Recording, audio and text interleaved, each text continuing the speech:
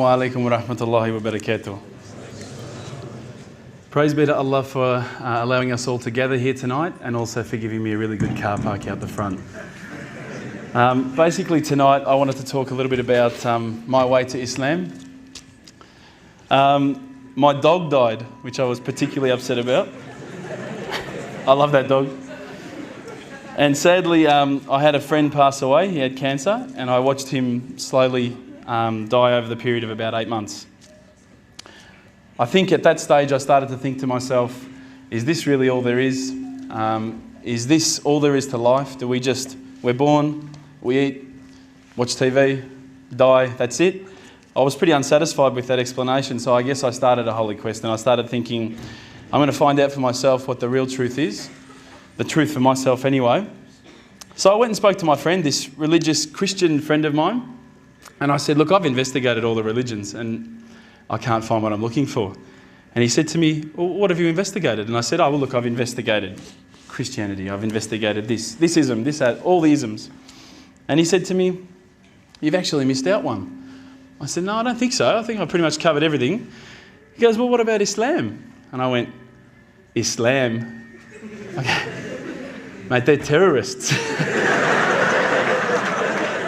I'm not going to investigate Islam. They're crazy, no way, you know. But lo and behold, alhamdulillah, I found myself walking into Preston Mosque one day. I was very nervous parking my car in the car park. I thought it might explode. I walked in through the doors. I looked around. There was hardly anyone around. I thought, good.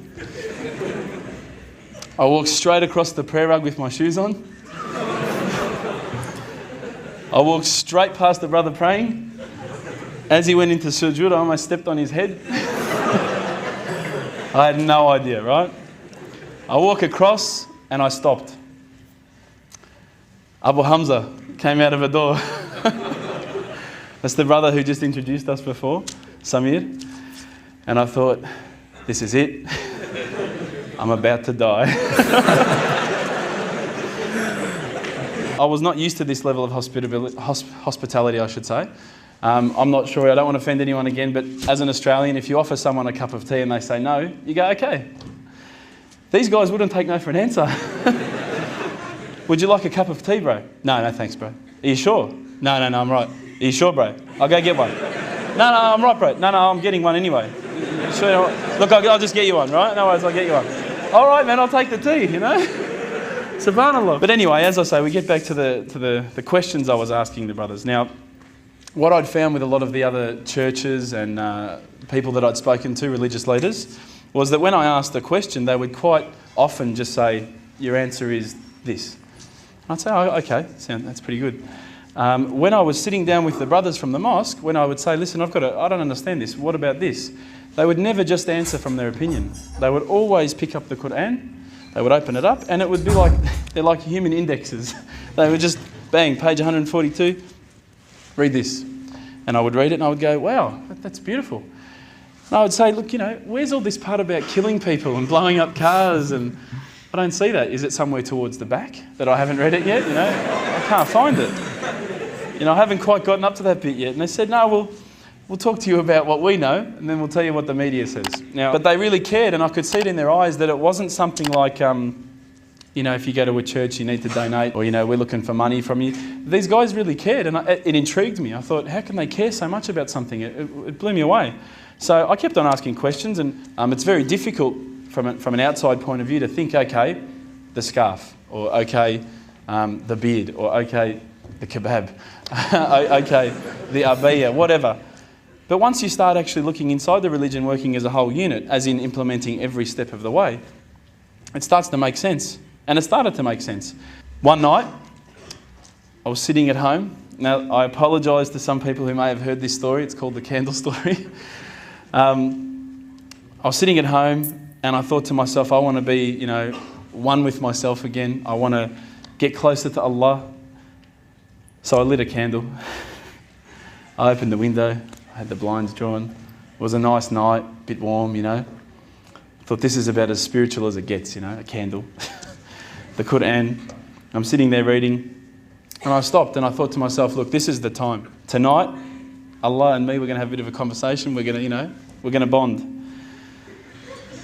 All I need from you, Allah, is just a sign. Just a little sign.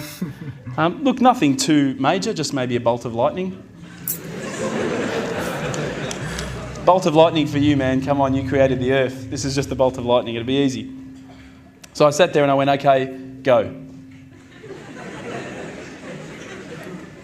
And I swear to you, nothing happened. Absolutely nothing. I was really disappointed. I said, Allah, this is your chance. I'm here, I'm asking you. Where's my sign? So I thought, look, I'll keep reading Quran and I'll talk to the brothers. I'll say that I spoke to Allah and He didn't answer me. Didn't even get an answering machine, nothing. So I turned the Quran, turned to the next page where I'd finished off. SubhanAllah, the very next verse that I read, for those of you who ask for signs, have we not shown you enough already? Look around you at the skies, the stars, land, the oceans. These are the signs for the people of knowledge. SubhanAllah, straight away my whole world changed. I was staring at the Quran, I was just in shock. I couldn't believe that I'd been so arrogant to ask for my own specific sign when the signs had been around me all the time. There's a creator because there's a creation. So I closed the Quran, I had the best night's sleep, I got to tell you. I went straight to the mosque the next day. Alhamdulillah, Abu Hamza was there again. I said, Abu Hamza, this is what's happened to me. He said, that's it, you become a Muslim today. There's no mucking around with Abu Hamza. But when I walked into the mosque, the people just started pouring in. And I went, SubhanAllah, look at this religion. I've been to churches where there's, 20 people, 30 people, 50 people. There was about 1,000 people that night. And I thought, this is amazing. This religion is truly the religion of choice. And then I found out it was the first night of Ramadan. The good old Ramadan Muslims. But still it was nice. Started to say the words and all the fear went out of my body and out of my heart. Ashhadu an la ilaha illallah wa ashhadu an Muhammadan Rasulullah. And I felt like a shower had been turned on and my whole body had been flushed clean. And trust me, I needed to be flushed clean. I was standing up there. All the brothers started yelling out, Takbir, Allahu Akbar. I thought I'd done something wrong. So I stood back a bit and they started coming towards me and I thought, oh no. I'm pretty sure I said what he said. And they started hugging me and kissing me. Now, I had never been hugged and kissed by that many men in my life. I went home with such a beautiful feeling because I knew at that stage that I had a clean slate. It was my chance now to start again, to forget about the drinking, to forget about marijuana, dope, whatever, anything else I'd done in the past and to start doing good things. If you haven't felt the feeling that I'm talking about, I sincerely hope it happens to you at one stage in your life. I encourage you to investigate all the religions, and particularly Islam. I would say that one of my favourite verses, I'll end with this verse, is a particular verse that says, let there be no compulsion in religion, because the truth stands clear from error. Assalamu alaikum.